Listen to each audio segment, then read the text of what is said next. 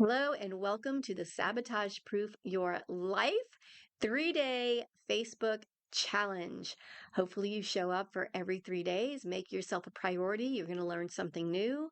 I'm sharing all of my 10 years of spiritual hacks and mindset hacks. Well, actually, I'm not sharing all of them. That would be impossible in like an hour. But anyway, I'm giving you some good content that you can take into your life and into your business and hopefully clear some space for you internally in your mind, in your heart, in your head, in your body to bring forth those dreams. My name is Terrison. You've been getting my emails. Maybe you've been reading some of them. Maybe you showed up in one of the master classes that I've been doing for Sabotage Proof Your Startup, and you want to learn a little bit more. So I want you to ask yourself, if you want to run your business and your life with more clarity and focus and feel like you're flowing with life instead of fighting against it all of the time.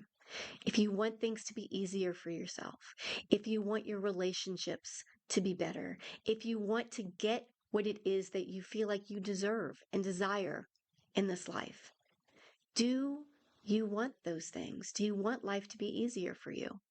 You know, just kind of breathe into that for a moment and hope it's a resounding yes.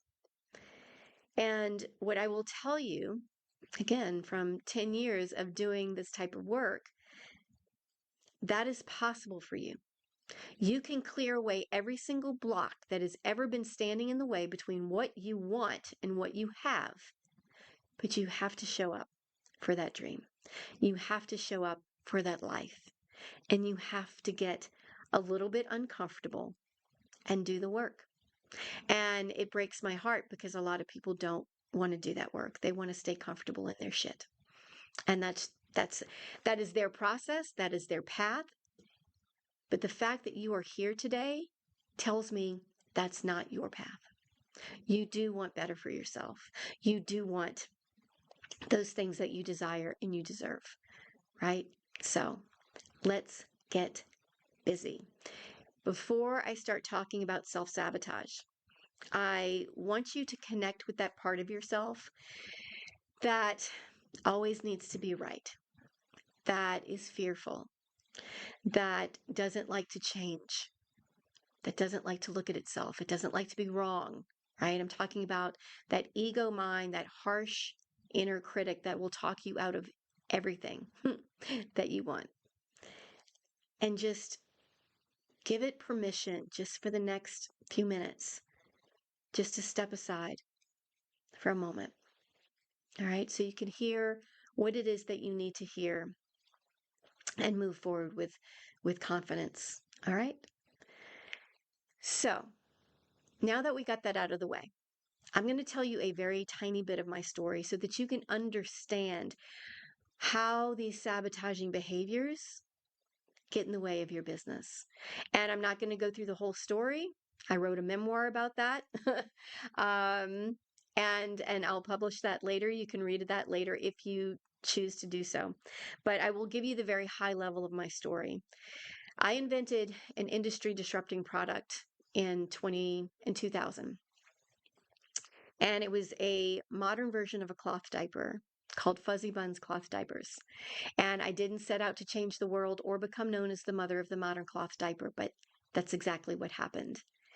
And those early days building my business, piecing pieces of material together, trying to figure out which combination would work, sewing those pieces of material together on my mother-in-law's old Singer sewing machine from 1950s, and banging in those metal snaps in the middle of the night on my front porch steps while my children slept, trying to create something great. I knew there was something inside of me. I had to bring it out into the world. And after I sold that first diaper to a woman in Ohio named Margaret, I sold 10 more the next week. And within a month, I had a little sewing factory with 3 ladies and 4 home sewing machines I bought at Walmart. And that little sewing factory became the sewing factory that grew and grew and grew. This business just started multiplying like crazy because I had a product that worked. And I was a stay-at-home mom. I knew nothing about business. I didn't have a business degree. I had never started a business before in my life. I knew nothing about marketing or branding or website design or e-commerce or customer service or none of that. And I definitely didn't know anything about product manufacturing or product development. And when people ask me, how did you do all of that? And they ask me that a lot. My answer is, I don't know. But when I've really gone back and thought about that, the only thing that makes sense to me is that I was in the flow of something bigger. Something bigger than me was happening. That product wanted to be born, and it chose me as its mother. I was just supposed to do it. And I felt like I was on autopilot half of the time. I knew who I was as a person. I was grounded. I was excited. I was doing something amazing, and I was in the flow. And that flow carried me to every single thing that I needed to know to carry it forward, to birth that vision into the world. And because I was in the flow of my business, I hit multi-million dollar status by year 3. By year 5, Fuzzy Buns was a globally recognized brand, and the modern cloth diapering movement was in full swing. And I did all of that on a $2,500 investment from my dad. I never had funding. I never raised money. I never had an investor or a partner. It was crazy. It was a wild, beautiful, crazy ride. But that business almost killed me. And I don't mean figuratively. I had to be hospitalized by year 5 due to burnout, exhaustion, and my mental health was really suffering. And I would love to report that I got out and I slowed down and I learned my lesson. No, I hit it even harder because I had some real competition and it was very hard. Took a lot of work to stay on top. I tried very hard. It didn't work. And I didn't get the wake-up call that I needed until I was standing on the Oriental carpet of a little show called Shark Tank in front of those 5 billionaire investors pitching my business. And I had to explain to them why I had such big revenue the year before and nothing to show for it. And so after some very honest Q&A between me and the sharks, one of them looked at me. He was Robert Hirschbeck, by the way, in case you were wondering, and said something to me that changed my life. It also stung like a wasp in my eyeball. And he said, Terrison, I think the problem with your business is you. And he said it kindly. He was not mean. And I wanted to die. I wanted to die right there on that Oriental carpet. So I went home sharkless and I didn't get out of bed for a month.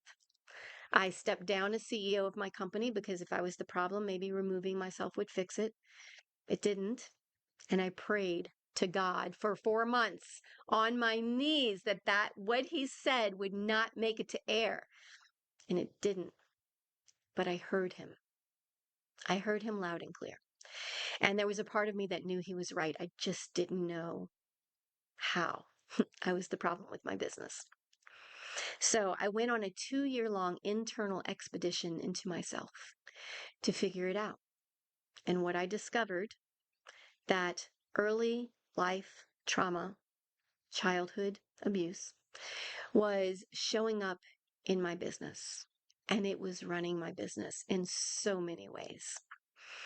I'm an adoptee, so I had a crippling fear of abandonment. So I wanted people to like me. I was a people pleaser. That doesn't work in business. I had some really big problems setting boundaries with people, so my leadership style suffered. I was a perfectionist. I also never knew who I could trust and who I couldn't. And that alone cost me millions and millions of dollars. And ultimately, it cost me my business.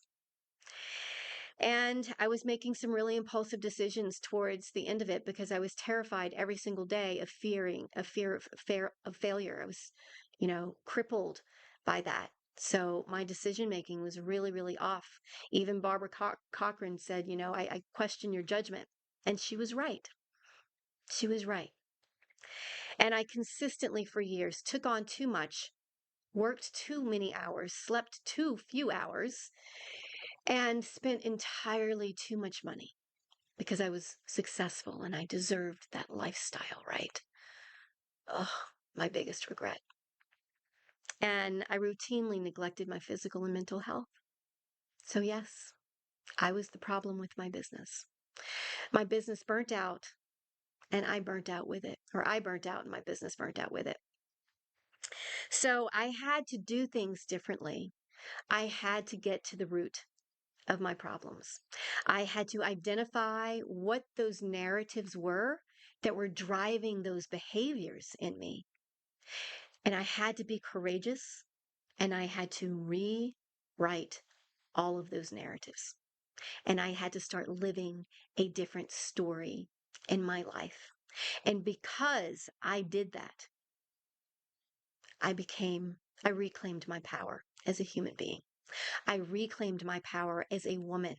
I stepped into my true divine power to create the life and the human being that I wanted to be, not the life that trauma decided for me. And I think one of the most impactful things that I've ever learned how to do is flow with the divinity of life. Flow with that divine plan that what wants what I want because it's what I have created. It's my vision. And when I've learned how to flow, everything I've ever wanted has fallen into my lap because I don't worry about it anymore. I don't have to try so hard anymore to make things happen. I allow them to come into my life. I have learned how to effectively get out of my own way and eliminate every single one of these self-sabotaging behaviors. I have learned how to dance with life. And that is what I want for you too. So I want you to think about this. As a business owner and as a woman, you put everybody else first, right? You look at all of the different externals of your business, the marketing, the product, the branding, the marketing, I think I said marketing plan already, whatever, the funding, how much money there is, your team. You show up for all of these different things, but you fail to show up for the one thing that is most important in your business, and it is you. So I want you to hear me when I say this. You are the most valuable asset in your business. If you are not in proper operating order, your business won't be either. Did you hear that? So let's get started. What is business self-sabotage? And it is any behavior, action, or thought process, your mindset that gets in the way of your success. So maybe you are so crippled with fear of failure and self-doubt, you don't even start something. Or you are engaged in a behavior that doesn't work for you and you don't know how to get out of that behavior and you don't take action to rectify that behavior, which is part of what we're doing here today. Or you can't grow the business. You get stuck. Maybe you start playing small. You have fear of success. And so nothing really grows for you. You can start it, but it doesn't happen. You can't allow yourself to have that success. Or you're able to build something amazing and it's not sustainable.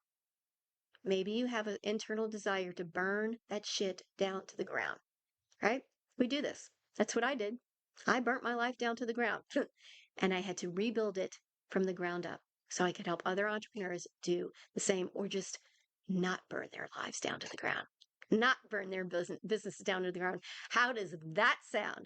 That sounds pretty amazing.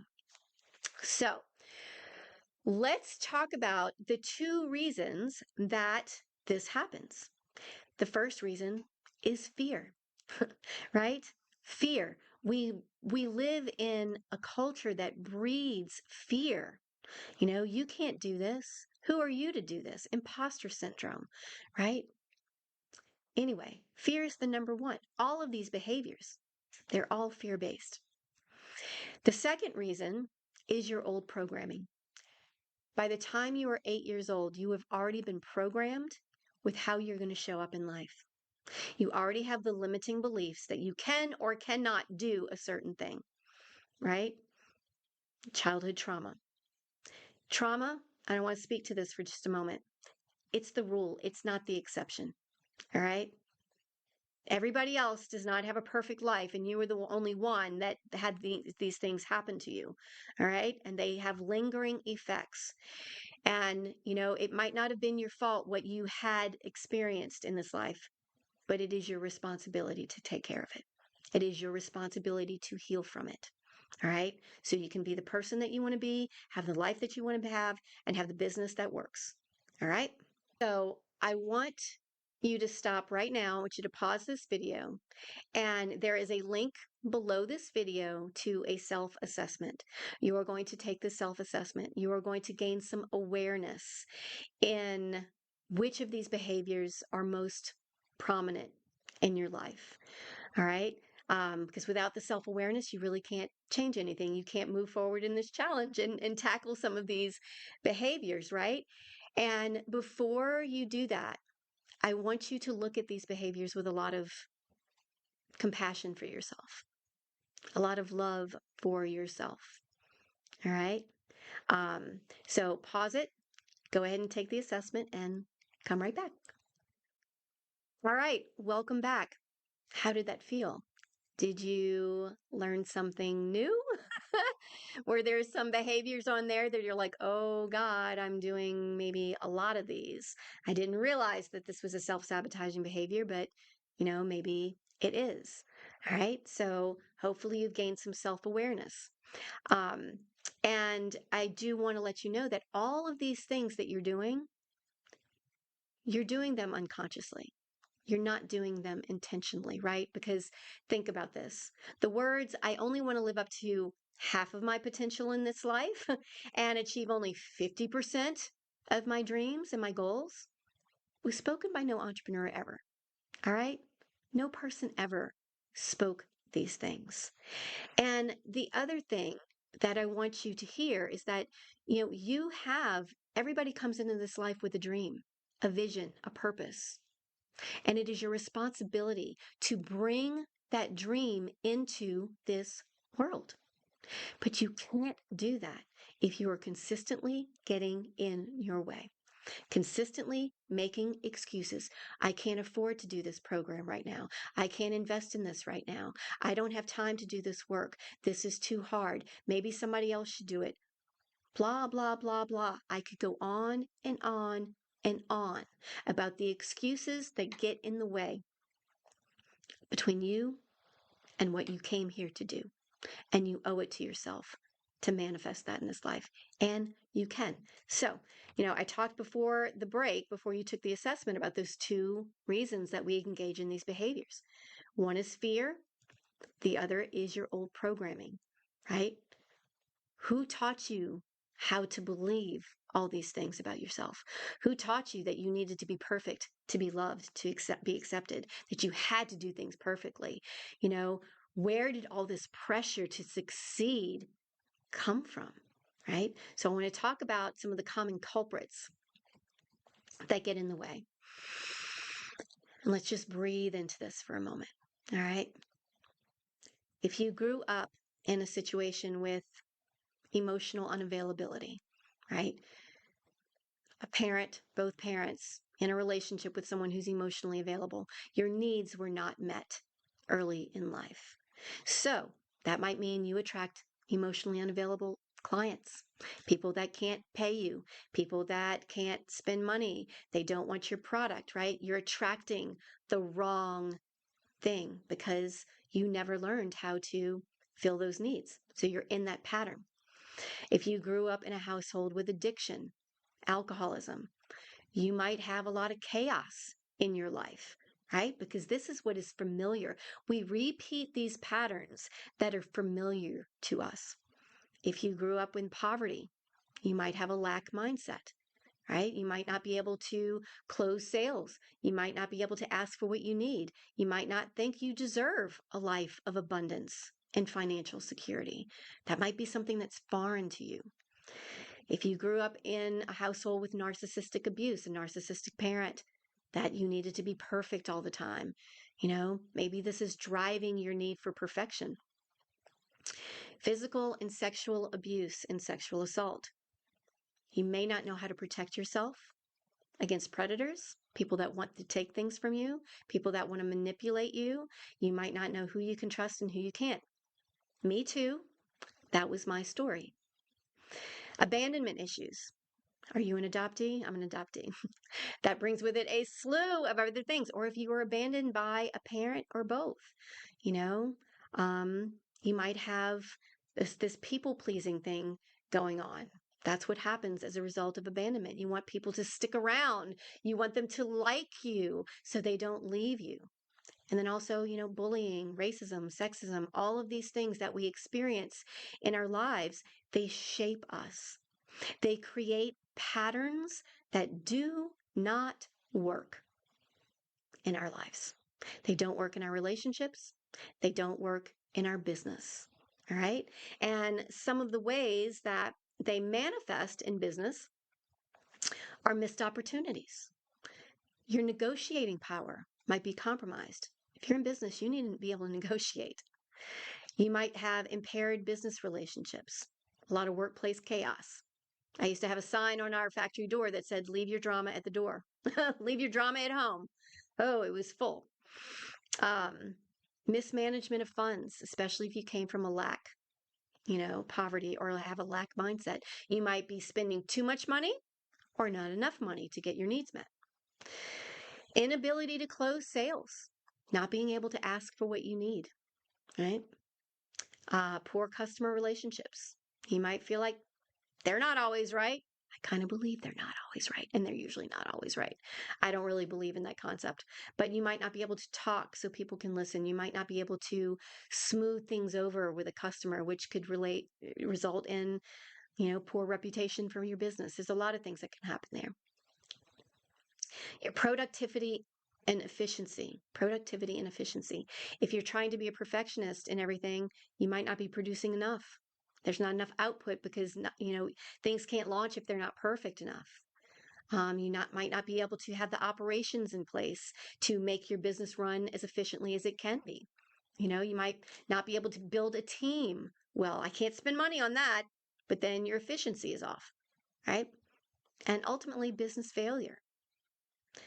So, are you seeing how addressing these behaviors, addressing these old patterns, are getting in the way of you being as successful as you could be? I'm hoping that you are. All right. So there are two things that I want you to focus on and want you to know. And I say this to you from the bottom of my heart, from someone who has experienced a tremendous amount of trauma in this life and has transcended all of it. And I mean all of it. Your past does not have to dictate your future. Your past is probably impacting your present right now because you're here and you're trying to learn how to get out of your own way. It does not have to dictate your future. You can dictate your future. You can take action. You have the power to rewrite these narratives, and you get to choose. What is it that you want? What is the life that you want to live? What are the relationships you want to have? Do you want to stay in the past? Or do you want to create a future that is abundant and beautiful and filled with love and success and financial stability? Hopefully that answer is yes, because you can. So, what's the solution? What is the solution? And by the way, this is going to be the longest piece of this challenge because there's a lot to cover. But what is the solution to this? How do you pick up your sword, run into the flames of self-sabotage, and reclaim your power as a woman and create that life that you desire? Well, the solution is as simple as a story. Some of these solutions are so incredibly simple, but universally powerful, and they're spiritual in nature. right? Because we work with the unseen. This is what I do. I work with the unseen. So let's talk about those stories. Every one of these self-sabotaging behaviors has a story that is ingrained in your brain, ingrained in your subconscious mind, that was derived from your early life experiences that said, this is how you're showing up in life. This is what you're worth. This is what you deserve. All of these things, right? And to move past that, you have to rewrite your story. All right. And this is something that you really have to get your head around. Everything that's happening in your life right now, your subconscious mind is running that. All right. Your subconscious mind is running 88% of your reality. All right. So when people say your thoughts create your reality, they do. Because these stories that you believe that are embedded in your subconscious mind are driving your thoughts. Your thoughts are impacting your emotions. Your emotions and your thoughts are driving your behaviors. And guess what? Your behaviors are creating your reality. All right. So, yes, it's not some woo woo thing. You think something and it appears your thoughts created your reality. It's a little bit more complex than that. But yes, your thoughts about yourself drive your self worth, right? Your self worth drives your relationships that you're in. Your relationships are a big part of your life. Your relationship with your business is a relationship. If you don't feel worthy of the success that you desire and deserve, you're not going to do the work to bring that success in, now are you? Is this landing on you? Hopefully, you're picking up what I'm laying down. Now, when you start to marry your 12% of your conscious mind with the 88% of your subconscious mind, do you know what happens?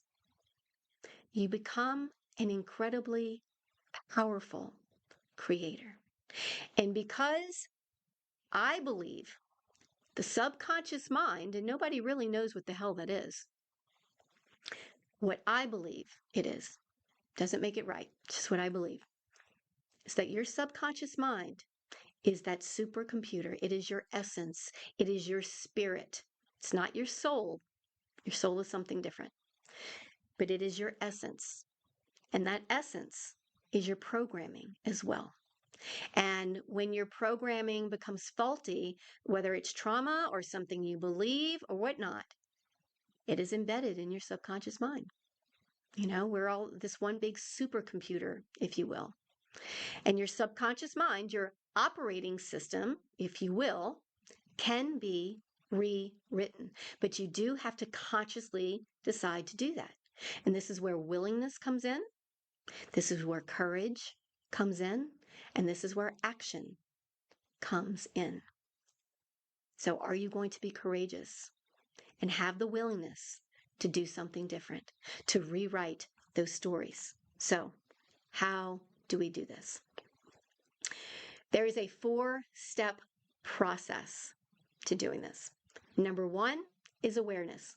You took that assessment, right? You now know what you're struggling with. That's half the battle right there. You were willing to even take the assessment, so good for you. Most people won't go there. You're not that person. And then you have to define that story. What is that story? And again, you have to look at this part of yourself with love and compassion. And there might be some tears that come up because some of these stories are sad, right? I'm going to use the example of perfectionism because a lot of people struggle with perfectionism, and I think it kind of all comes from the same spot. My parents loved me. My parents were good parents. They were both perfectionists. All right. They both had their own demons. They had their own stories that they came into this life with. All right. This house had to be neat and clean. My dad was a workaholic. I love my dad to death. He was an excellent provider. He wasn't present for me. He was kind of unavailable. Right. My mom, everything had to be perfect in the home. I had to look perfect. My hair had to be perfect. I had to dress perfect. My room had to be neat and clean. I had to behave a certain way. Not at any point in my life did my parents say, Terracin, you have to be perfect for us to love you. No parent says that to their kids. But somewhere in my upbringing, I got that message that I had to be perfect to be loved. I had to be perfect to be accepted. And because I had abandonment wounds from being adopted, those things were compounded by a lot, right? Love me, don't leave me. I want to be perfect for my parents so they love me and don't send me back.